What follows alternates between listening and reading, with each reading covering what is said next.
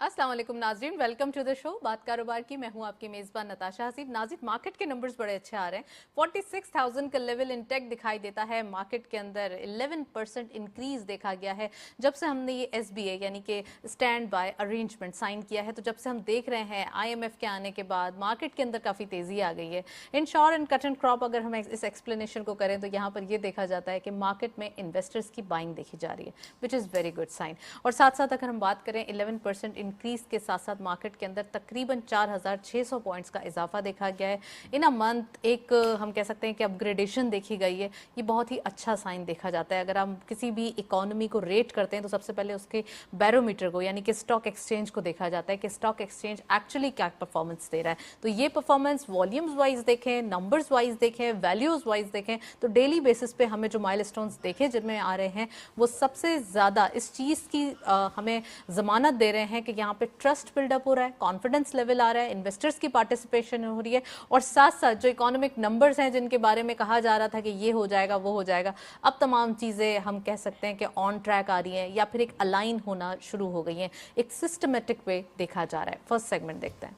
Tax collection के हवाले से आज टॉपिक ऑफ द डे में बात करेंगे। हम देख रहे हैं टैक्स कलेक्शंस के टारगेट्स IMF की जानिब से देखे जाते हैं। IMF जो है हमेशा इस चीज़ को कंडीशनैलिटीज़ में शामिल करता है कि टैक्स कलेक्शन आपको बढ़ानी है, टैक्स बेस बढ़ाना है। और प्राइम मिनिस्टर साहब ने भी ये जब मीटिंग हुई थी IMF की, जब न्यूज़ आई थी और उसके बाद हमने एक फाइनेंस मिनिस्टर साहब, प्राइम मिनिस्टर साहब जब सबकी एक मीटिंग देखी थी, उस वक्त ये एड्रेस में उन्होंने कहा था कि टैक्स देना जिम्मेदारी है हर शहरी की, हर पाकिस्तानी की, हर इंडिविजुअल की। तो हमें टैक्स बेस बढ़ाना है।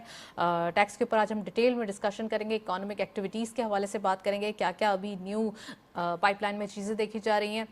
इसके साथ साथ रेवेन्यू जनरेशन के हवाले से बात करेंगे। एम्प्लॉयमेंट जनरेट कैसे होगी, क्या क्या हमारे पास ऑप्शंस हैं और कौन से ऑप्शंस हैं जिनके बारे में लोग अभी अवेयर नहीं हैं, वो आज हम बात करेंगे। LSM एंड SMEs के हवाले से बात करेंगे।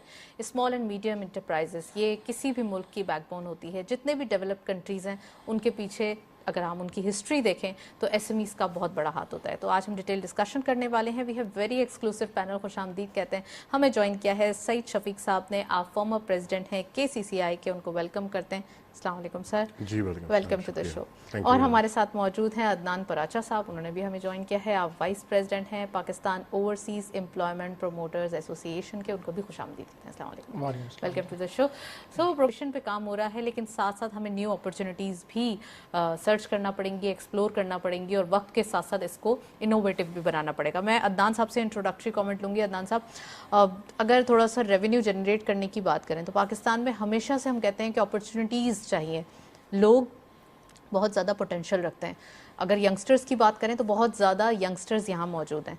क्या समझते हैं आप, कितनी अवेयरनेस देने की ज़रूरत है कि एम्प्लॉयमेंट यहाँ पर ऐसा नहीं है कि एम्प्लॉयमेंट होती ही नहीं है। लोग क्या कहते हैं यहाँ पे एम्प्लॉयमेंट नहीं है, चलें भाई कहीं और चलते हैं, या फिर एम्प्लॉयमेंट ढूंढे तो गवर्नमेंट जॉब होना चाहिए। तो क्या आप लोगों को, यंगस्टर्स को मैसेज देंगे और अपने जो एक आपकी रिसर्च है उससे समझाएंगे कि हमारे पास एम्प्लॉयमेंट जनरेट करने के, एम्प्लॉयमेंट के बहुत ज़्यादा मौके हैं, लेकिन बस थोड़ा सा फ़र्क इस बात का है कि हमें इसे ढूंढना है, सही जगह सही पॉइंट पे तलाश करना है। शुक्रिया जी। सबसे पहले तो हमें ये चीज़ समझने की ज़रूरत है कि इस टाइम पे जो पाकिस्तान की मौजूदा सूरत हाल है, इसमें रेमिटेंसेस और एक्सपोर्ट्स का जो एक अमल दखल है वो बहुत ज़्यादा इम्पॉर्टेंट है, क्योंकि इन दोनों के कम्बिनेशन से तकरीबन हम 60 से 65 अरब डॉलर तक हम पाकिस्तान जनरेट कर सकते हैं। जहाँ तक बात है आपके कि रेमिटेंसेस की और कैसे हम जनरेट कर सकते हैं हम फाइनेंस, तो रेमिटेंसेस के इंपॉर्टेंस का अंदाज़ा इस बात से लगा सकते हैं कि इस दफ़ा के बजट के अंदर भी वज़ीर ख़जाना साहब ने जो रेमिटेंसेस का जो टारगेट रखा है वो 33 अरब डॉलर रखा है, जो कि हमारा इस साल जो हमारा क्लोज हुआ है 27 अरब डॉलर पे है। तो इसका मतलब ये है कि अगर 6 अरब डॉलर का अगर इसके अंदर एक्सेस, उन्होंने एक गैप रखा है कि जी हम अगले साल हमने 33 अरब डॉलर का रेमिटेंसेस कमाना है, तो इसका मतलब है इसके अंदर पोटेंशियल है। और जो हमारे, और वो उम्मीद भी कर रहे हैं कि जो हमारे ओवरसीज़ पाकिस्तानीज़ हैं वो रेमिटेंसेस वगैरह को बढ़ाएंगे। अब यहाँ पे देखें रेमिटेंसेस वगैरह कैसे बढ़ेंगी।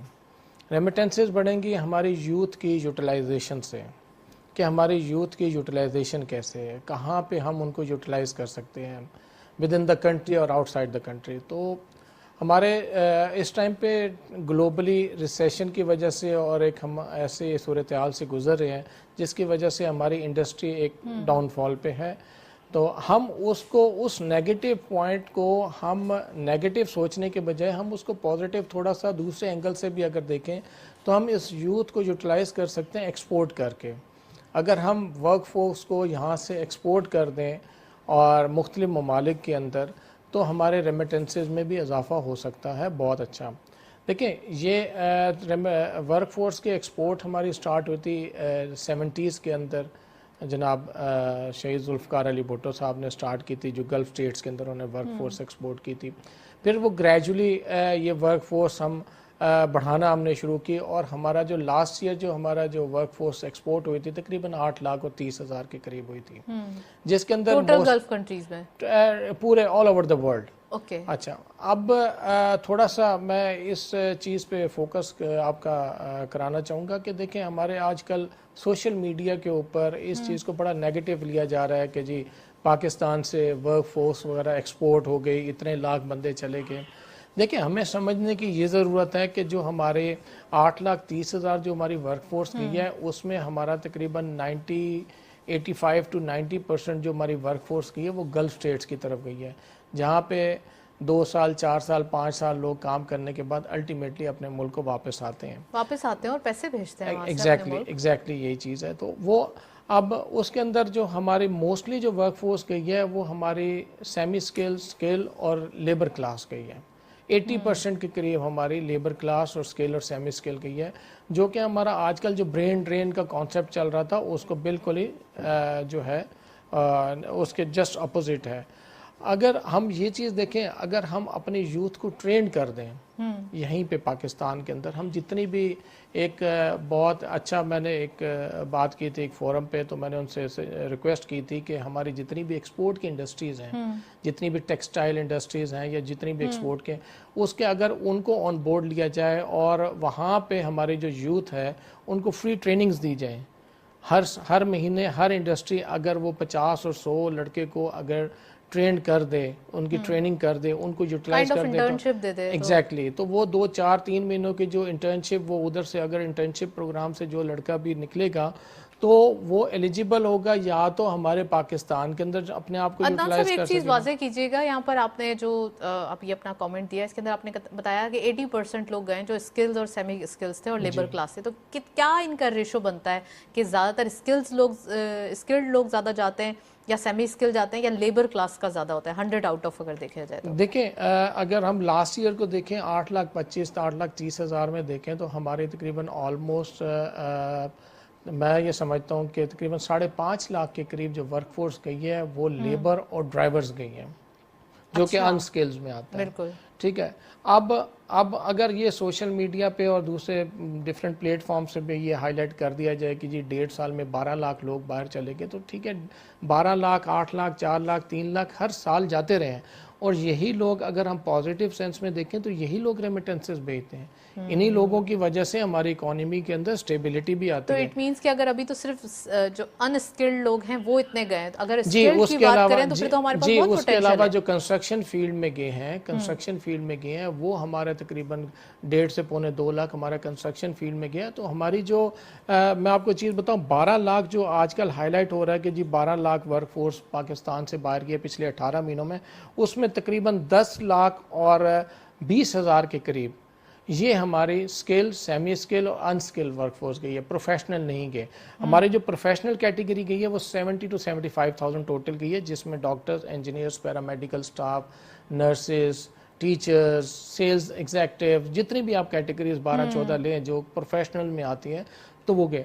اب اس سینیریو کا اگر دیکھا جائے تو یہ ہماری ورک فورس جو ہماری پروفیشنل گئے ہیں یہ کم گئے ہیں. اگر ادھر یوٹیلائزیشن نہیں ہو پا رہی تو ہم ان کو بھی ایکسپورٹ کر سکتے ہیں پاکستان سے. رائٹ, ایز کمپیئر ٹو اگر نیبرنگ کنٹری سے دیکھا جائے تو ہماری جو یہ پروفیشنسی یا جو پروفیشنلز ہیں وہ کم گئے ہیں. میں پرائز صاحب کی بات میں کچھ اضافہ کرنا چاہتا ہوں. بڑی اچھی فگرز ان کے پاس تھیں. کچھ اگر ہم اپنے آس پاس کے ممالک کا ایک جائزہ پیش کریں کیونکہ سب سے بڑی کھپت جو ہماری مین پاور کی ہے وہ گلف اسٹیٹس میں ہی ہے. تو کوئی 2-3 سال میں نے بھی گزارے ہیں وہاں پہ گلف ممالک میں. اچھا تو کام کرنے کے لیے یا گھومنے؟ نہیں, میں نے کچھ انویسٹمنٹ کی تھی وہاں پہ, تو 2-3 سال اس وجہ سے میرے وہاں گزرے. تو ایک تھوڑا سا آئیڈیا ہے, کمپیریزن میں کرنا چاہتا ہوں. ایک تو جو آپ بتا رہے ہیں تعداد, ایک تو وہ جو تعداد جانے والوں کی ہے, تو مگر وہاں سے واپس آنے والوں کی بھی ہے کہ اگر 8 لاکھ کے قریب لوگ گئے ہیں تو وہاں سے پھر 2 لاکھ 3 لاکھ لوگ واپس بھی آ جاتے ہیں, کیونکہ ان کو کانٹریکٹ ختم ہو جاتا ہے اور رینیو نہیں ہوتا, تو آپ واپس بھی آتے ہیں. تو کچھ تعداد وہ بھی ہے, ایسے نہیں کہ 8 لاکھ گئے تو 8 لاکھ وہیں رہ گئے, پھر اس کے بعد مزید 8 لاکھ چلے گئے یا 4 لاکھ چلے گئے. تو اس چیز کو بھی ذہن میں رکھیں. دوسری ایک جو سب سے بڑی ڈپریسنگ جو بات ہے نا میرے لیے کم سے کم, وہ یہ ہے کہ ہمارے یہاں سے سارے جو بڑی تعداد ہے وہ انسکلڈ بندوں کی ہے, اور وہ ڈرائیور اور لیبر طبقہ ہے. کیونکہ جو نیبرنگ کنٹری, چلے میں انڈیا کا نام لے دیتا ہوں, انڈیا نے بین کر دیا ہے کہ ان کے سے نان میٹرک جو ہے نا وہ ایکسپورٹ ہو ہی نہیں سکتا. تو اب آپ یہ کریں کہ آپ کے 5 بندے مل کے جتنا کماتے ہیں, انڈیا کا ایک بندہ, صرف ایک آدمی اتنا کما لیتا ہے. وہ انسکلڈ بندے ایکسپورٹ ہی نہیں کرتے. ٹھیک ہے نا, تو ہم بھی کوئی اس طرح کی, اب یہ چیز ہمارے لیے سوچنے والی ہے کہ ہم کوئی اس طرح کی اسٹریٹجی بنائیں. پرائم منسٹر صاحب جب قطر گئے تھے, جب انہوں نے بات کی تھی, تو اس وقت بھی یہ انیشیٹو لیا جا سکتا تھا. اب انسکلڈ اور اسکلڈ کی وجہ سے جو ہوتا ہے نا, دیکھیں ہمیں جو پرابلم ہے بیسیکلی, میں یہ کہتا ہوں پرائز صاحب آپ میرے سے, میں کوئی خدا نخواستہ کریٹیسائز نہیں کر رہا, ہم یہاں پرپوزلز پہ بات کر رہے ہیں. ہم یہ جو ریمیٹنسز آتی ہیں بڑی حد تک اس پہ ڈیپینڈ کرتے ہیں, کیونکہ ہمارے اس گیپ کو یہ کور کرتے ہیں, بڑا سپورٹ کرتے ہیں ہمیں یہ اوورسیز پاکستان کی ریمیٹنسز. اگر اس میں یہ انسکلڈ بندے جو ہیں ہمارے, یہی بیسیکلی وہ حوالہ اور ہنڈی کا استعمال کرتے ہیں وہاں پہ جا کے, اور اسی کی وجہ سے اگر ان کو ہم پڑھا لکھا کے اور سمجھا کے بھیجیں کہ آپ اگر پراپر چینل سے بھیجو گے یہ پیسے, تو ان پیسوں سے آپ کا $1 سے $1.5 بلین میں آپ کو گارنٹی کرتا ہوں بڑھ جائے گا. یہ آپ کے ریمیٹنسز جو ہے مہینے کی پر منتھ آپ کی یہ بڑھ جائے گی, اضافہ ہو جائے گا, اور یہ آپ کو بہت سپورٹ کرے گا. کس طرح ہم نے $1 بلین کے لیے اسٹرگل کی, پورا پاکستان جانتا ہے کہ ہم نے آئی ایف کے سامنے ہاتھ جوڑ لیے, پیر جوڑ لیے, ہم نے کیا کچھ نہیں کیا. اچھا ایک چیز آپ نے جو بات کی, ایک بات جو آپ نے کی, ایک چیز ہے جو مین پاور ایکسپورٹ کر رہے ہیں, ایک چیز ہے میگریشن, جو بہت سارا آپ کا نوجوان طبقہ جو ہائیلی کوالیفائڈ ہے اور یہاں کے جو ریسورسز ہیں ہمارے اس پہ ملازمت نہ ملنے کی وجہ سے وہ مائگریٹ کر گیا ہے یہاں سے. تیسری چیز جو ہے کہ آپ گلف کو فوکس کرنے کے علاوہ بھی ریسنٹلی یورپ نے, بہت ساری یورپین کنٹریز نے ابھی دروازے کھولے ہیں جن کو یہ آپ کے نرسز, ڈاکٹرز, درزی اور پتہ نہیں کیا کیا چاہیے. یو کے حوالے سے بڑی خبریں چل رہی تھیں ابھی, تو اگر ان چیزوں کو فوکس کریں, بڑی اچھی سیلریز آفر کر رہے ہیں وہاں پہ, اور ان کے تو حوالے ہنڈی کا مسئلہ ہی نہیں ہوا, تو ساری جو اگر ریمیٹنسز آئیں گی وہ تو لیگل چینل سے آئیں گی.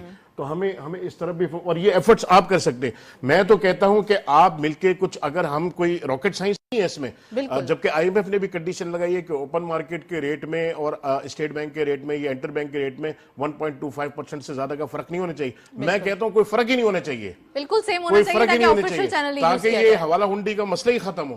تو اس میں آپ جیسے جو لوگ ہیں, عدنان صاحب جیسے لوگ ہیں, جو منی چینجرز ہیں, جو بینکنگ سیکٹر کے لوگ ہیں, یہ 3-4 سیکٹر کے لوگ سر جوڑ کے بیٹھیں گے اور انشاءاللہ اس کا کوئی نہ کوئی سلوشن نکل کے آ جائے گا سامنے. عدنان صاحب پلیز. جی میں اپنے بھائی کی بات سے بالکل اتفاق کرتا ہوں. دیکھیں گرے چینلز کا جو استعمال ہے وہ گلف سٹیٹ سے ہو رہا ہے, یورپین کنٹری سے ہو نہیں رہا. ٹھیک ہے, وہاں پہ ایک سسٹم ہے, ٹھیک ہے نا, وہاں پہ ایک سسٹم ہی الگ ہے. اب گرے چینلز کا جو استعمال گلف سٹیٹ سے ہو رہا ہے وہ پچھلے سال میں کیوں بڑھا ہے؟ دیکھیں اس کے اندر ہمارے اپنے لوگوں کی بھی اس کے اندر کمزوری ہے. دیکھیں سارا بلیم ہم گورنمنٹ پہ نہیں ڈال سکتے. جو بھی, میں تو یہ کہتا ہوں کہ آپ کی ایکسپورٹ کی اور ریمیٹنسز کی جو بھی پالیسی بنے, جو بھی گورنمنٹ آئے, ہم as a business community in کے ساتھ کھڑے ہوں گے, اور یہ معاشی جتنی بھی ہمارے جو ایک حل ہیں اس کے, یہ لانگ ٹرم بیسس پہ ہونے چاہیے. یہ کہ شارٹ ٹرم نہیں کہ آج ایک گورنمنٹ گئی دوسری گورنمنٹ کہتے جی پچھلی گورنمنٹ خراب تھی, تو اس کو لانگ ٹرم بیسس پہ ہونے چاہیے. دیکھیں جہاں تک بات آپ نے کی کہ یہ حوالہ ہنڈی, تو حوالہ ہنڈی بالکل میں بڑھا ہے اس وجہ سے کیونکہ اس کے اندر ہمارے اپنے لوگوں کا بھی قصور ہے. ہم لوگوں نے تھوڑے سے زیادہ پیسے کے لیے تھوڑے سے زیادہ ایگزیکٹلی اس کو بھی اماؤنٹ وہ بھی کیا ہے. اور اس کے علاوہ جو ہمارے ادھر کی جو کمیونٹی ہے ہمارے پاکستانی, انہوں نے بھی ڈالر کو پارک کیا ہے, اپنے پیسے کو پارک, ٹھیک ہے, یہ بھی غلط تھا. یہ ہم ایز اے نیشن ہمیں سوچنا پڑے گا, اور یہ ہم سب کو, ہم دلی طور پہ ہمیں پتہ ہے ہمیں کہ ہم لوگوں نے کیا کیا اپنے ملک کے ساتھ. جب ہم کسی بھی پلیٹ فارم کے اوپر ملک کی بات کرتے ہیں تو ہمیں سب سے پہلے اپنے خود کو جھانکنا پڑتا ہے کہ ہم نے خود کیا کیا ہے. अच्छा, तीसरी चीज ये मैं आपको बताऊं कि जहां तक बात है, भाई ने बात की कि ये तो फिर सबकी मुश्तरका ड्यूटी है कि अपने आप से स्टार्ट करें, रिफॉर्म्स अपने आप से देखिए, स्टार्ट हम बैठ के दूसरों के लिए तो बोल सकते हैं, लेकिन अपने लिए पहले हम अपने आप को देखना होगा कि हमने मुल्क के लिए क्या डिलीवर किया है। हमारा काम है कि हम अपने इस्तिताअत के मुताबिक जो भी चीज़ है हम करें, मुल्क के लिए, रियासत के लिए करें। उसके बाद हम सारा चीज़ हम छोड़ दें कि रियासत का फैसला और सब कुछ वो क्या होता है। तीसरी चीज़ मैं आपको बताना चाहूँगा कि देखें, यूरोपियन कंट्रीज़ के अंदर इस टाइम पे वर्कफोर्स की बहुत बड़ी रिक्वायरमेंट निकली है। वर्कफोर्स की रिक्वायरमेंट को पूरा करने की ज़रूरत है। जहाँ तक बात है कि जो गल्फ़ स्टेट्स के अंदर, तो गल्फ़ स्टेट्स के अंदर ज़्यादातर जो रिक्वायरमेंट है वो अनस्किल्ड, स्किल्स और सेमी स्किल्स की ही है। अब जितने हमारी जो सैलरी पैटर्न्स हैं हमारे जो प्रोफेशनल लोगों की है, वो हमारे यूरोपियन कंट्रीज़, जापान, कोरिया, इस साइड पे हमारे सैलरी पैटर्न बहुत अच्छे हैं। इवन कि आप ये देखें कि अनस्किल्ड जो वर्कफोर्स है उसकी सैलरी जापान के अंदर इस टाइम पे $2000 है, जो कि अगर हम 5 लोग, जैसे भाई ने कहा बिल्कुल ठीक कहा, कि 5 लोग अगर गल्फ के अंदर काम कर रहे हैं वो इक्विवेलेंट होगा आपका एक बंदा जो जापान के अंदर या यूरोप के अंदर काम कर रहा होगा। इन्होंने अच्छी एग्जांपल दी कि हमारे जो नेबरिंग कंट्री है उसने विदाउट मैट्रिक या विदाउट एक बेसिक एजुकेशन उन्होंने एजुकेशन का भी बैन किया है, और उसके साथ उन्होंने क्या है, एक आप इंटरनेशनल लैंग्वेज भी सीखें। जितने भी आपके जो आपके डिप्लोमा होल्डर्स हैं वो आपके एक इंटरनेशनल लैंग्वेज भी सीखें। देखिए, आपका यूरोपियन कंट्रीज के अंदर जो वर्कफोर्स एक्सपोर्ट हो रही है उनका बेस ही यही है। वो कहते हैं हमारी आप लोकल लैंग्वेज की आप वो ट्रेनिंग करके उसको पास करके बदर आएंगे तो आप हमारे मुल्क का हिस्सा बन सकते हैं, उसके बगैर नहीं बन सकते। जापान के अंदर उन्होंने N5 एक कैटेगरी रखी है जो कि 3 महीने का कोर्स है। तो अगर हमारी यूथ, हमारी गवर्नमेंट इस चीज़ को फोकस करे कि हम हर शहर के अंदर हम गवर्नमेंट के इंस्टीट्यूट बना दें या पब्लिक प्राइवेट पार्टनरशिप पे वोकेशनल सेंटर्स बना दें।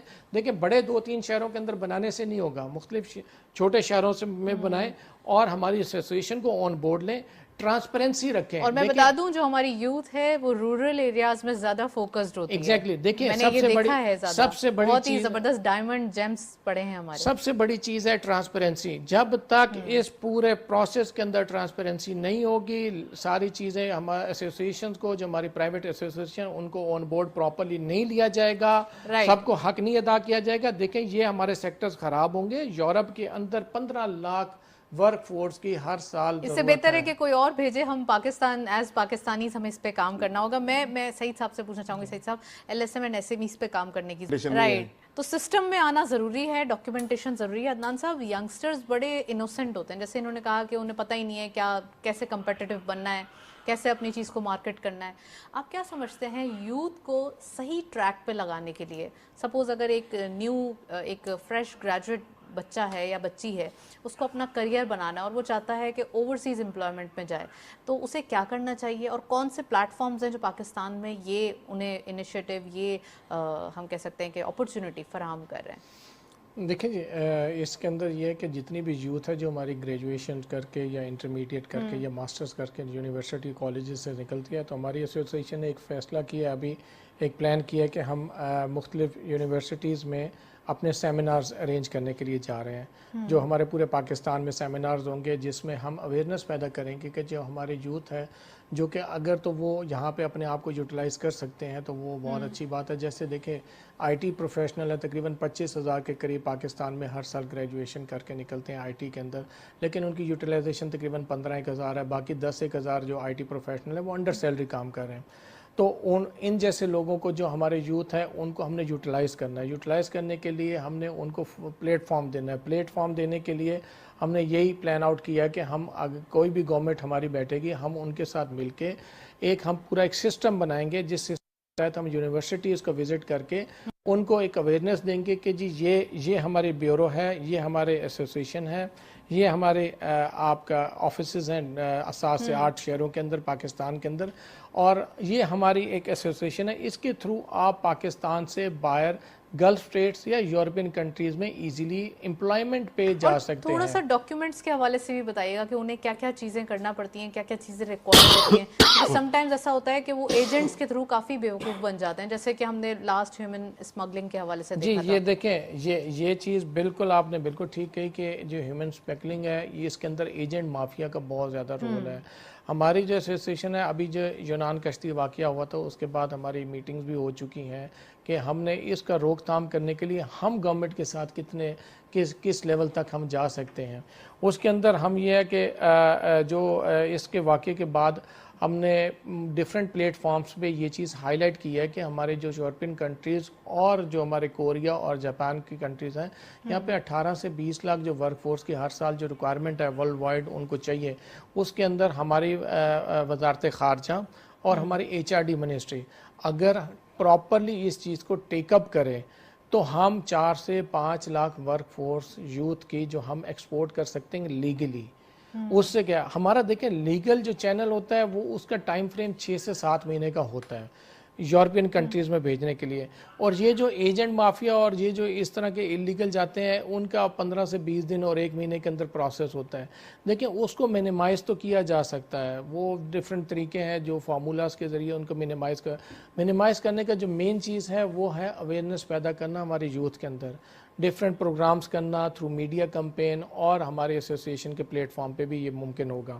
اب میں یوتھ کو تو سب سے پہلے یہ میسج دوں گا کہ دیکھیں آپ جو بھی ڈگری حاصل کرتے ہیں اس کے بعد اپنا